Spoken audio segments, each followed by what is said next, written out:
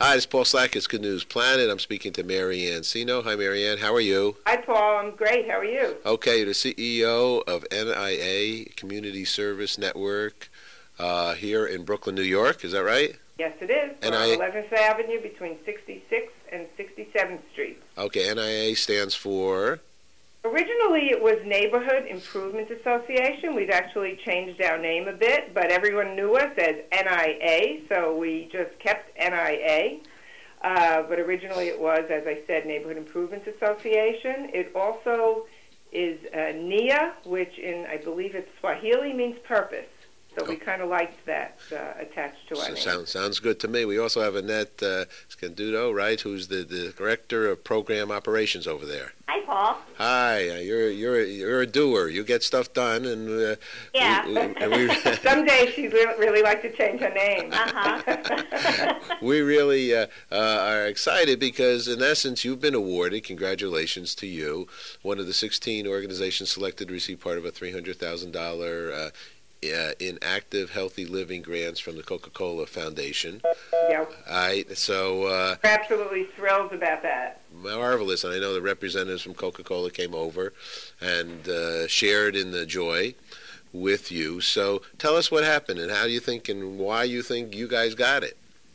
Well, I think we got it because we demonstrated need, and we really put together, in cooperation with the principal at PS 503, Bernadette Fitzgerald, we put together, and actually one of her social workers, Maria Garcia, we put together a fabulous grant application, and it is a community of need. You know, we were able to identify a variety of needs at that school during the past year and a half, and we actually started a counseling program off-site. Usually we provide free counseling in our office location, but we kind of went to them, so we were able to target the populations that needed our services the most.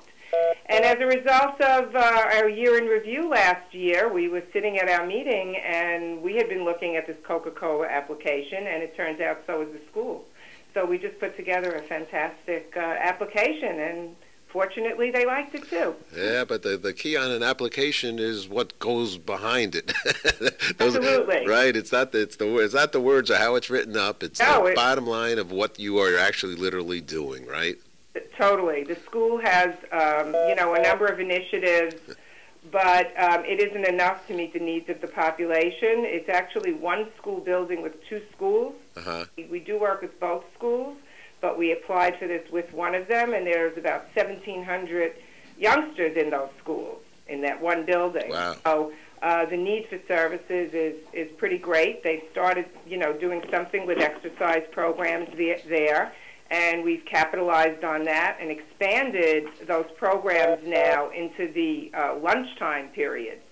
So they have 4 rolling lunch hours, I think starting at 10-something in the morning going until about 2 o'clock. So we're now putting staff in to work with those kids during those lunch hours to teach them better about, nutritious meals and making better choices. And also, as soon as they finish eating, we take on the role of bringing them into physical activities, teaching them new kinds of games that they might not know, and stressing the importance of movement in a variety of ways.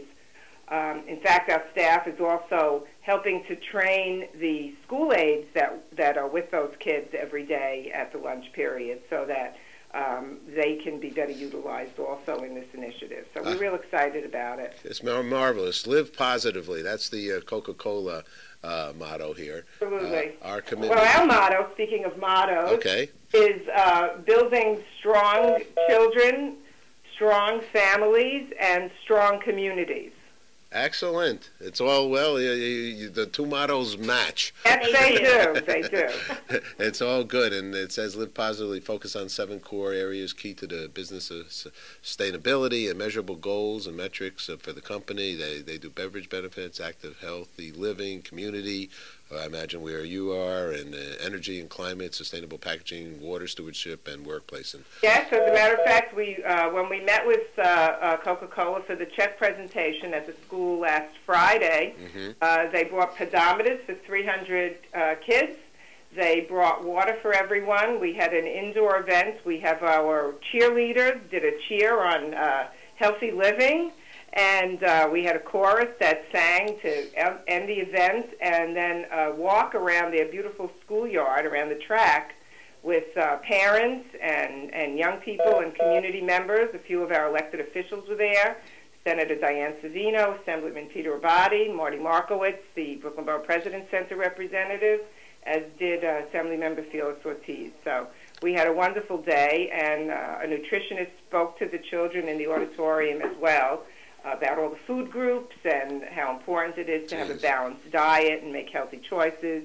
And, everybody was very receptive. It was a wonderful event. This is a day that the kids will never forget. There's no doubt about it, I'm sure. And the parents that were there. We had close to 100 parents at the event as well. So. Well, they say that, Annette, you're Director of Program Operations. Having those parents around gives I guess a good secure feeling and a big awareness of the parents knowing what's really going on in their school. Is that right? That's one of our biggest goals in all of our programs, from elementary school through high school, is to try to figure out how to pull the parents in, because as much work as we do with the kids, it doesn't stick quite as well if the parents aren't as invested in it. So it was really wonderful to get such a good reception from the families. Well, you're in that market of young people and education, and it's such a major issue here in America and worldwide, of course. But I think a lot of time the emphasis of the parents' involvement is not, like, in essence, I think almost number one, because young people need that kind of supervision. If the class has 20 people, you're another teacher, looking at it in a very positive way. Wouldn't you agree?